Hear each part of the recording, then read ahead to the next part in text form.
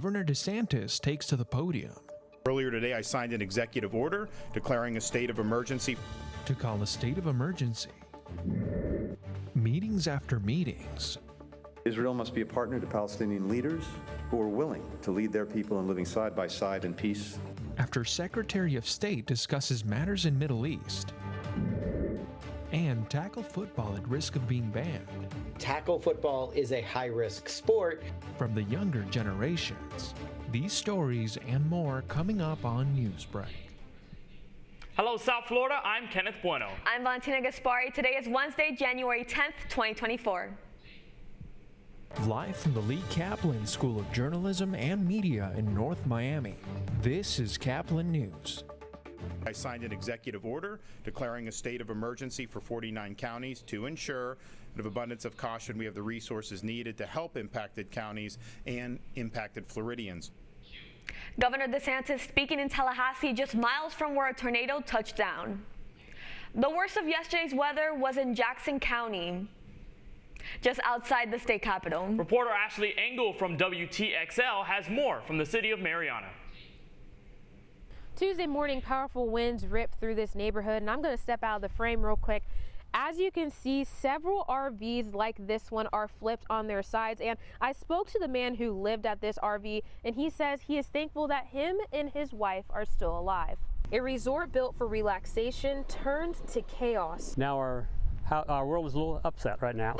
Paul Yoder and his wife are snowbirds from Illinois. They're building a house near Mariana. They were renting out this RV during the process. I guess we have to look elsewhere. I'm not sure what we're going to do at this point. Around 6:30 Tuesday morning, powerful winds flipped RVs like Paul's, shattered car windows, and ripped some buildings to shreds at Florida Caverns RV Resort. Paul and his wife were in the RV when winds knocked it over. Wife was sleeping, and I woke up and I was looking on the news. I saw their tornado coming. Paul showed me the inside of the flipped RV. The damage I saw inside the RV and around the park was difficult to describe. Leaders with the park tell me 7 people have non-life-threatening injuries following the storm. With no lives lost and families together, people in this neighborhood are counting their blessings. This is a situation where we have to look at the bright side and we're going to move forward. Walking and talking with a lot of people in this neighborhood, they told me that they are in good spirits, while a lot of them are filled with gratitude knowing that them and their families are safe, but also knowing that there is going to be a lot of work that needs to be done in order to feel a sense of normalcy once again. In Mariana, I'm Ashley Engel with ABC 27. U.S. Secretary of State Antony Blinken is carrying out a whirlwind diplomatic trip to the Middle East as the conflict in Gaza is creating tensions with Israel's neighbors. As CNN's Nick Robertson reports, the Secretary's trip was met with mixed results. Pleasure to have you in Israel. Meetings. First of all, you're welcome here. Back. Nice to see you. To back. To back. To pressure Israel to better protect Gaza's civilians, saying some progress made. We have an agreement that the UN will now conduct an assessment to determine the conditions necessary for people to be able to move back home. The war's effects remain harsh. 9 Israeli troops killed Monday. Dead and wounded Palestinians continue overwhelming hospitals.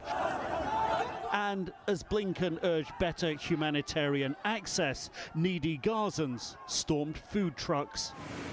From his meetings in the region the past week, Blinken set out a path to peace, which so far has been publicly rejected by Israel's government.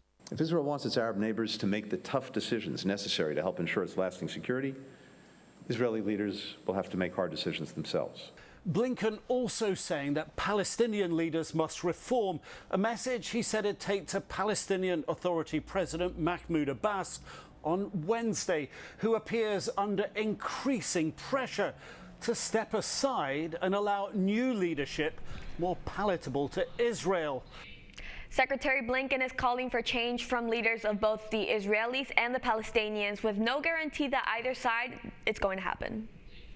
Tonight, Republican rivals Nikki Haley and Ron DeSantis go head-to-head to get the position against former President Trump in the GOP nomination spot.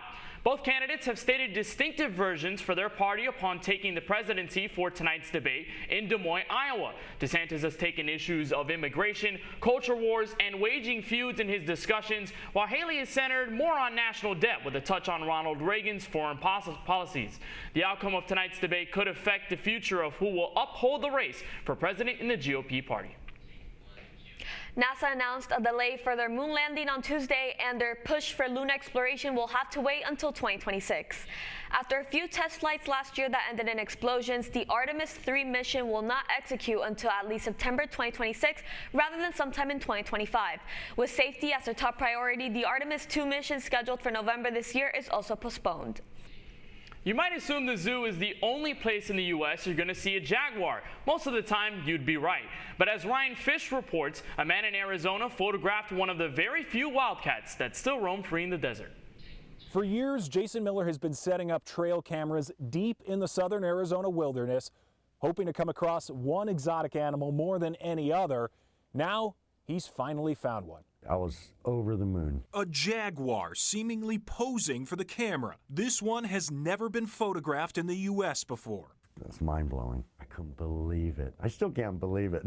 It's a needle in a haystack. It's the holy grail for me. It's a moment Jason's been chasing for years. Well, when I got into trail cameras, it was a few years after that, I think it was El Jefe was in the San Ritas. Who wouldn't want to try to get, a jaguar on camera? Arizona Game and Fish says it's only the 8th unique jaguar spotted in the U.S. since the 90s. The first since 2016. The exotic big cats are known to move between Arizona and Sonora, Mexico. You can't do anything to an endangered species. You can't hunt it, obviously, kill it, or harass it in any way. You really can't track it. And that's why the trail camera technology is so valuable. They're being seen in their natural environment, moving about normally. My wife and my daughter can't wait, to see what I get when I come home. There's people out there that I get the smile on their face like I do when I check my cameras, especially, people that can't go out there and do it. But it's a passion. I love it. I can't get enough of it. And now that I got a jaguar, I want another one. In Vail, Ryan Fish, KGUN 9. Fans of Disney can expect new policies at Disney World after the park announced that some of their pre-pandemic perks are making a return. Starting this week, Disney guests will no longer have to schedule park reservations, meaning you don't have to choose between parks when buying a ticket. The all-day park hopper will also make a return, in addition with the Disney dining plan. They're the hottest team in hockey. The Panthers looking to make it 8 in a row. That's all ahead, and so's the story. When we look at kids under the age of 12, tackle football is a high-risk sport. Should tackle football be illegal for preteens? One state could soon pass a new law. Newsbreak will be back in 2 minutes.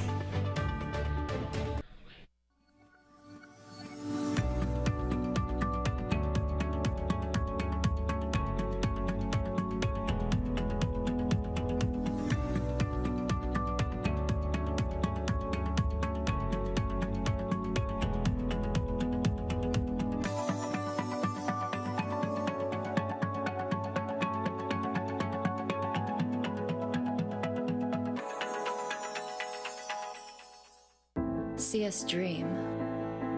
See us remember. See us protest. You matter. Your feelings matter. Your identity matters. Everything about who you are matters. See us fight back. See us rebuild. See us shatter stereotypes. See us inspire. See us united. See us now. There are 16 million children struggling with hunger in America. That's 1 in 5 daughters, sons, neighbors, and classmates who don't know where their next meal is coming from. Yet billions of pounds of good food go to waste every year. It's time we do something about it. Feeding America is a nationwide network of food banks that helps provide meals to millions of kids and families in need. Visit feedingamerica.org to help them feed even more. Together, we can solve hunger. Together, we're feeding America.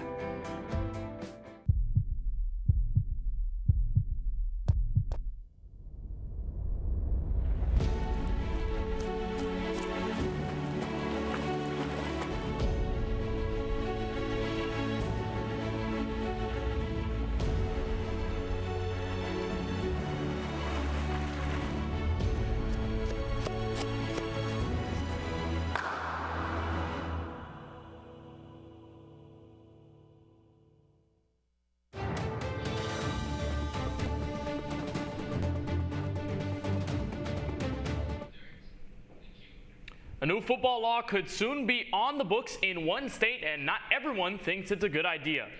A new bill making its way through the California legislature could make kids tackle football a thing of the past. As reporter Tim Johns explains, the idea is to protect children from serious injuries.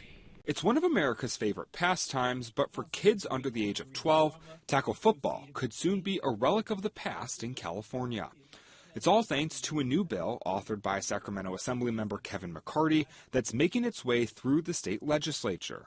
When we look at kids under the age of 12, tackle football is a high-risk sport. Dr. Brian Feely is the head of sports medicine at UCSF. He says he supports the bill because of the elevated risk of concussions that comes with tackle football. Feely says these risks are especially heightened for young kids whose brains are in their most important stages of development. You're at higher risk for anxiety, depression, suicidal ideation. Feely says instead of tackle football, flag football is a far safer option. Not everyone agrees with this bill, though. That includes some local coaches here in Oakland who tell me they fear that it will disproportionately impact young kids of color. We do a lot of low-income families, a lot of families that go through struggles and maybe not have a male figure at home. Chewy Orr and Damon Gardner are the coaches of youth tackle football team, the Oakland Dynamites. They tell me for teams like theirs, football is more than just a sport. It's a way to teach kids about things like friendship, leadership, and camaraderie. They also say sports besides football also carry the risk of injuries. You can jump in basketball, you can fall down, hit your head, got concussion. Look at the picture. You playing baseball, they throwing 90 miles per hour at you. That was Tim John from KGO reporting. The Assembly bill will be discussed during a committee meeting later today. It's the first of many steps before possibly becoming law. The Florida Panthers gave St. Louis a case of the blues last night after a big blowout win. The Panthers played the Blues at the Enterprise Center on Tuesday. After trailing behind in the first period, the Panthers tied the game 1-1 in the second period. Matthew Tkachuk then broke the tie, and by the third, the Panthers had a 3-point lead. The team is now 26-12-2 and second in the Eastern Conference. As a whole, the final score of the game was Panthers 5, St. Louis 1. Florida will come back home to play the Los Angeles Kings tomorrow at 7 p.m. You're watching Newsbreak, and we're coming right back. How prepared is your family if a tornado shows up at your doorstep, or a flood, or a hurricane? You can't just turn away a natural disaster.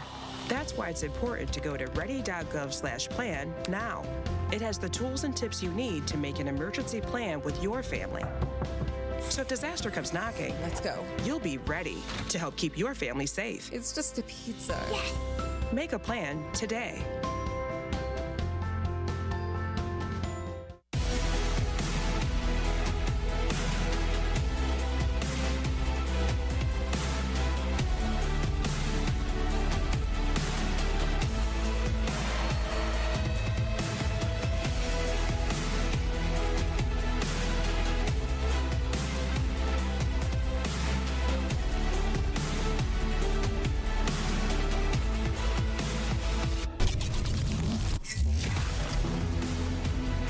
Jordan knows he shouldn't eat this entire bowl of nachos, but tonight he's earned that right because a few hours ago in the middle of happy hour, he recognized a sign. Not from the gods or a bolt of lightning, but from a double heart, a kissy face, and a fourth ha in ha ha ha. That's when Jordan knew he was buzzed. So when it was time to go, he got a ride home instead of driving. Be a legend like Jordan. Recognize your buzzed warning signs and get a ride home. Buzz driving is drunk driving. I help our fellows design their paths as creative entrepreneurs. My experiences serving startups, creative businesses, and cultural organizations, and my journey as a queer mixed immigrant with Haitian and Arabic roots, inform the co-creative environment we foster at Radcliffe. We leverage our collective diversity to encourage the building of lifelong personal learning networks and mindsets that stimulate continuous innovation.